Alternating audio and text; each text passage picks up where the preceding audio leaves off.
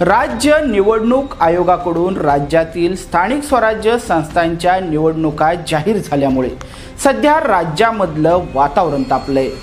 त्यासोबतच निवडणुका जाहीर झाल्यानंतर पंढरपूरमध्ये देखील आता नगराध्यक्ष पदाच्या इच्छुक उमेदवारांची जुळवाजुळव ही सुरू झाली आहे। गेल्या 25 ते 30 वर्षांहून अधिक काळ सत्तेत असलेल्या परिचारक गटानं देखील आता पंढरपूर नगरपालिकेवर पुन्हा एकदा आपला झेंडा फडकवण्यासाठी मोठी कंबर कसली आहे। तर दुसरीकडे भगीरथ भालके आणि अभिजित पाटील यांच्या गटाचं मनोमिलन होत नसल्यामुळे विठ्ठल परिवार हा दुभंगला गेलाय। त्यासोबतच माजी नगराध्यक्षा साधनाताई भोसले या देखील निवडणुकीच्या रिंगणात उतरणार असल्याची जोरदार चर्चा सध्या पंढरपूरच्या राजकीय वर्तुळात सुरू आहे। पंढरपूरच्या राजकारणात पडद्याआड नेमकं काय घडतंय याचाच सविस्तर आढावा आपण या व्हिडिओच्या माध्यमातून घेणार आहोत। नमस्कार, मी हुसेन नदाफ आणि तुम्ही पाहता यस प्राईम न्यूज। व्हिडिओला सुरुवात करण्यापूर्वी तुम्ही आमच्या चॅनलवर नवीन असाल तर लगेचच यस प्राईम न्यूजला सबस्क्राईब करा आणि त्यानंतर बेल आयकॉन दाबायला मात्र विसरू नका। सध्या पंढरपूरच्या राजकीय वर्तुळात भालके गटाची परिचारक गटासोबत युती होणार असल्याची चर्चा मात्र चांगलीच रंगल्याचं पाहायला मिळतंय। त्यासोबतच दुसरीकडे भगीरथ भालके हे एकनाथ शिंदे यांच्या शिवसेनेकडे देखील फिल्डिंग लावताना दिसून येत आहेत। त्यामुळे सध्या भगीरथ भालके हे महायुतीच्या जवळ जाताना कुठंतरी दिसून येत आहे। मात्र दुभंगलेला विठ्ठल परिवार हा एकत्र लढण्याची कुठलीही शक्यता सध्या तरी दिसून येत नाहीये। परिचारक विरोधकांनी आघाडीसाठी एकत्र येण्याची तयारी दाखवली असली तरी भालके यांनी या बैठकांना सकारात्मक प्रतिसाद दिल्याचं सध्या तरी दिसून येत नाहीये। त्यामुळे सध्या पंढरपूर नगर परिषदेच्या राजकारणामध्ये भालके गट हा समविचारी आघाडीचा प्रयोग तर राबवणार नाहीये ना, अशी कुजबूज सध्या राजकीय गोटामध्ये सुरू झाली आहे। त्यासोबतच माजी नगराध्यक्ष नागेश काका भोसले यांची शिवसेना शिंदे गटासोबत देखील जवळीकता वाढताना दिसून येते। तर दुसरीकडे नागेश काका भोसले हे विठ्ठल परिवार तसेच अभिजित पाटील आणि दिलीप बापू धोत्रे यांच्यासोबत देखील जवळीकता ठेवून आहेत। कोणत्याही परिस्थितीमध्ये पंढरपूर नगराध्यक्षपदाच्या निवडणुकीत उतरायचंच, मग तो अपक्ष असो किंवा कोणत्या आघाडीकडून असो किंवा मग ते कोणत्या पक्षाकडून असो, असा चंगच सध्या भोसले गटानं पंढरपूरमध्ये बांधलाय। तर राष्ट्रवादी शरद पवार पक्षाकडून सध्या 2016ला निवडणूक लढलेले संतोष नेहतराव यांच्या पत्नींची उमेदवारी पुढे येताना पाहायला मिळते आहे। मात्र नेहतराव यांच्याऐवजी एखाद्या मराठा चेहऱ्यावर डाव खेळण्याची शरद पवार यांच्या पक्षाचे नेते सध्या आग्रही असल्याचं दिसून येतंय।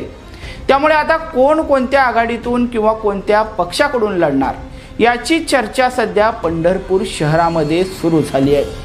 पंढरपूर नगर परिषदेचे नगराध्यक्ष पद हे सर्वसाधारण महिलेसाठी खुलं असल्यामुळे ही निवडणूक चुरशीची होणार आहे।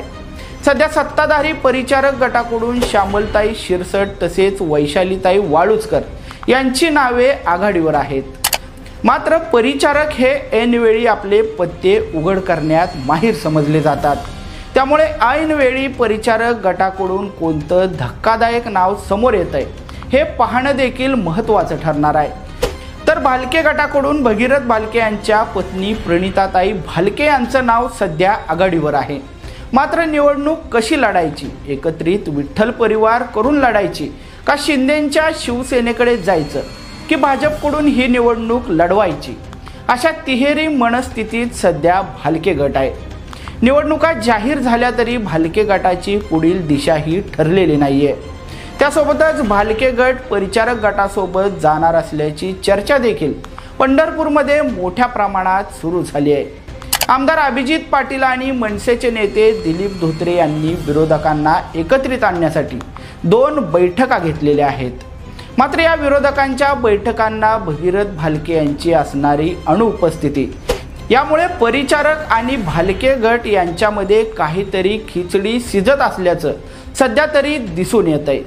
नगरसेवक पदाच्या जागा कोणी किती लढवायच्या आणि नगराध्यक्षपद कोणत्या गटाने लढवायचं यावरूनच भालके आणि परिचारक गटाच्या आघाडीचं घोडं अडकल्याची चर्चा आतल्या गोटात सुरू आहे।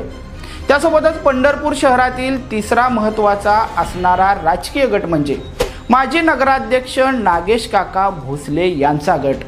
गेली 2 टर्म परिचारक गटाकडून नगराध्यक्षपद मिळवल्यानंतर आता नागेश काका भोसले हे परिचारकांपासून वेगळे झालेले आहेत आणि कोणत्याही परिस्थितीमध्ये पंढरपूर नगर परिषदेची नगराध्यक्षपदाची ही निवडणूक लढवायचीच असा चंग त्यांनी बांधलाय। अभी नहीं तो कभी नहीं असं म्हणत सध्या त्यांनी विठ्ठल परिवाराच्या माध्यमातून निवडणुकीत उतरण्याचा प्रयत्न चालवत आहे। सध्या त्यांनी तन मन धनाने या निवडणुकीमध्ये सर्व शक्तीनिशी उतरण्याची तयारी केली आहे।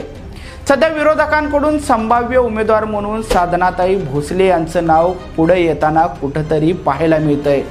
तरी देखील भोसले गटाने दुसरीकडे शिंदेंच्या शिवसेनेसोबत देखील चर्चा सुरू ठेवल्याचं समजतंय। एकंदरीतच या सर्व घडणाऱ्या घडामोडीमुळे पंढरपूरमध्ये परिचारक विरोधी आघाडी बनवण्याचं स्वप्न सध्या तरी पूर्ण होताना दिसून येत नाहीये।